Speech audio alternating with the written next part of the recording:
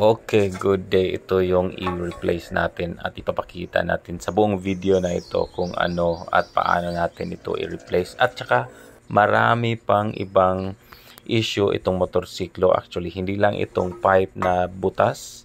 Itong replacement ay ililinisin natin, ipapakita natin dito sa video mamaya.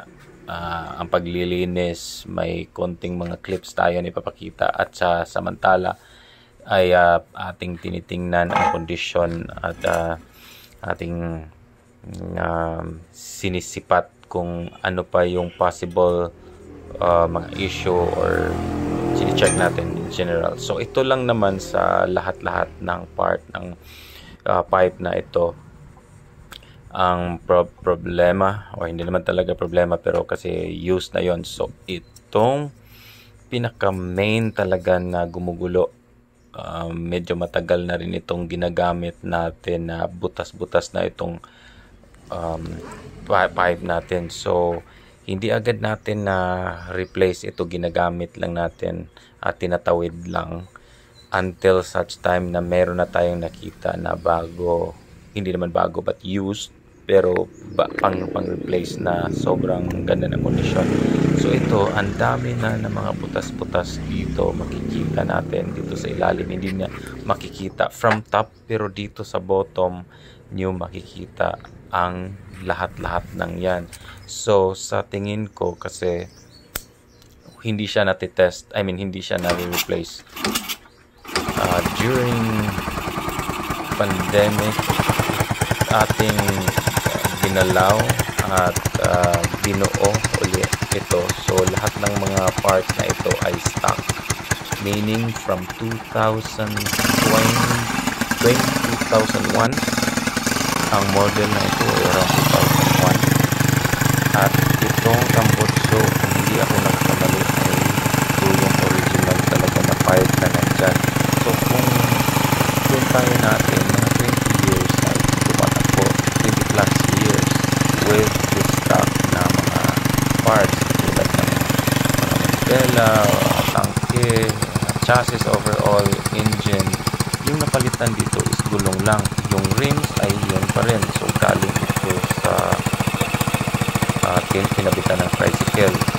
So ang ipapalit natin mamaya dito ay dalhin natin ito sa mekaniko shop. And then ito mamaya i-explain ko yun bakit meron nakatalo sa manibela. Pero for now, ipakita natin na inaanod talaga ito ang lakas ng hangin dito na sinisipa. Dito ko namalayan ito nung unang na-discover ko na meron palang butas dyan kasi hindi naman makikita from the top. Kung magmaneho ka, hindi siya naturally makikita mo from the top view.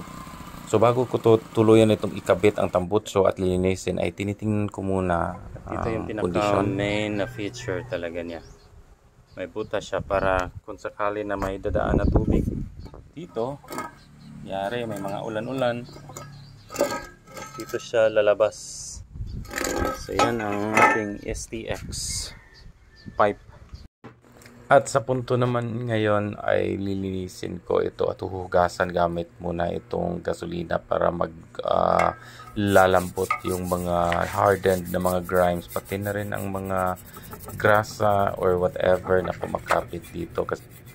So sa mga mekaniko or sa mga gusto na i-maintain yung mga motorsiklo nila, kailangan talaga ng pasensya at yung proper set of mind. Isa yun sa pinaka-tool na kailangan ng bawat mekaniko or kahit na hindi mekaniko, yung proper na pag-iisip at presence of mind. Kahit hindi ka magaling na mekaniko at wala kang masyadong experience, ay ang pinaka dapat matutunan mo in the beginning or in the first of all is yung disposition, na dapat happy ka or joyful or ma-enjoy mo talaga yung ginagawa mo kahit gaano pa yan ka boring na mga task katulad ng itong sa klase ni sa spring, no? So ito ang time na dinala na natin ito sa mekaniko. So, yung sabi niya ay itong spring. Naputol yung kable ng ating gasolinador. Nang tinanggal niya itong karburador, yung spring, may suggestion siya na ginagawa niya na teknik. Ito ay pinagbabawal na teknik dito sa shop na ito. So, yung suggestion niya ay itong spring, pinutol niya. Kasi kayong pinakamataas kasi spring, kasi hindi na niya bubunutin yung kable pabalik doon sa karburador, kaya palagi napuputol. So ngayon, kasalukuyan ay okay na yung kable, accelerator natin, solusyonan na. Ngayon ay ito na, tinatanggal na itong original stock pipe na may mga butas-butas.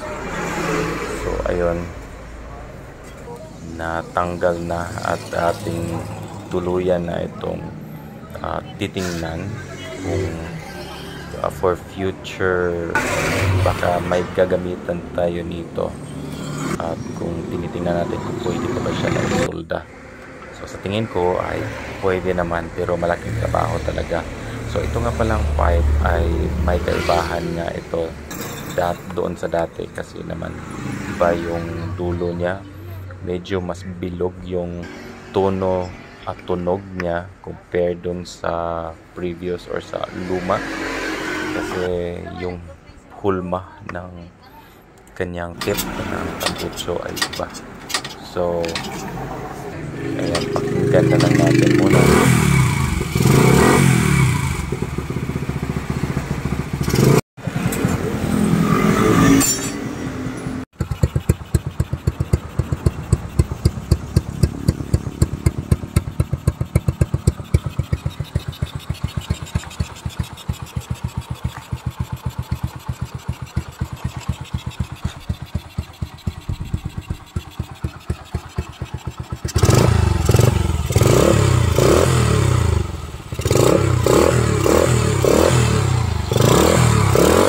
So ngayon ay atin na itong iti-test run.